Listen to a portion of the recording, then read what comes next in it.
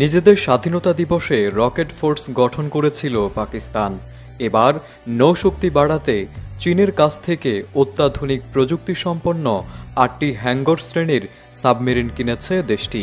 এর মধ্যে তৃতীয় সাবমেরিনটি বৃহস্পতিবার আনুষ্ঠানিকভাবে পাকিস্তান নৌবাহিনীর কাছে হস্তান্তর করা হয়েছে।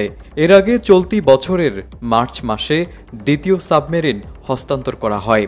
পাকিস্তানের একের পর এক এমন অর্জনে ভারতের কপালে চিন্তার ভাঁজ পড়েছে। চীনের রাষ্ট্রীয় সংবাদ মাধ্যম গ্লোবাল টাইমস জানিয়েছে, এই হ্যাঙ্গর শ্রেণীর সাবমেরিনে রয়েছে উন্নত স্টেলথ প্রযুক্তি, সর্বাধুনিক সেন্সর সিস্টেম, শক্তিশালী পানির নিচের সক্ষমতা, উচ্চ গতিশীলতা, দীর্ঘ সময় টিকে থাকার সক্ষমতা এবং ভয়ঙ্কর অগ্নিশক্তি। এসব বৈশিষ্ট্যের কারণে ভারত মহাসাগরে পাকিস্তানের সামরিক অবস্থান আরও মজবুত হবে বলে মনে করছে দেশটির সামরিক নেতৃত্ব। ওয়ালটন এখন দেশের সীমানা পেরিয়ে পৌঁছে গিয়েছে 50টিরও বেশি দেশে। ওয়ালটন, ঘরে ঘরে বিশ্বজুড়ে।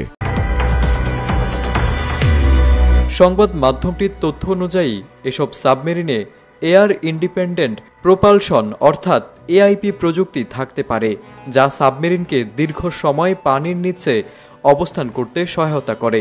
যদিও পাকিস্তান আনুষ্ঠানিকভাবে বিষয়টি নিশ্চিত করেনি, তবে বিশেষজ্ঞরা মনে করছেন ভারতের বর্তমান সাবমেরিন বহরে এআইপি প্রযুক্তি না থাকায় পাকিস্তানের এই অর্জন কৌশলগতভাবে গুরুত্বপূর্ণ।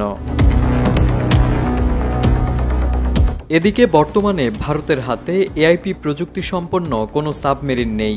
দেশটির নৌবাহিনীর হাতে রয়েছে দুটি পারমাণবিক চালিত সাবমেরিন। ভারতীয় প্রতিরক্ষা গবেষণা সংস্থা ডিআরডিও নিজস্ব এআইপি প্রযুক্তি তৈরি করলেও তা এখনও যুদ্ধজাহাজে স্থাপন করা হয়নি। যদিও ভবিষ্যতে কালভারি শ্রেণীর সাবমেরিনে এই প্রযুক্তি সংযোজনের পরিকল্পনা রয়েছে দেশটির। চীনের সহায়তায় এর আগেও পাকিস্তান 4টি আধুনিক যুদ্ধজাহাজ সংগ্রহ করেছে। এর পাশাপাশি বেলুচিস্তানের গোয়াদর বন্দর এবং ভারত মহাসাগরে চীনের ক্রমবর্ধমান সামরিক উপস্থিতি ভারতীয় প্রতিরক্ষা বিশ্লেষকদের মধ্যে নতুন করে উদ্বেগ তৈরি করেছে।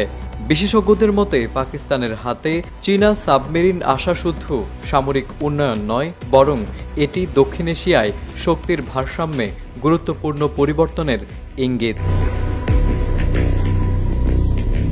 তারেক আজিজ, এটিএন বাংলা।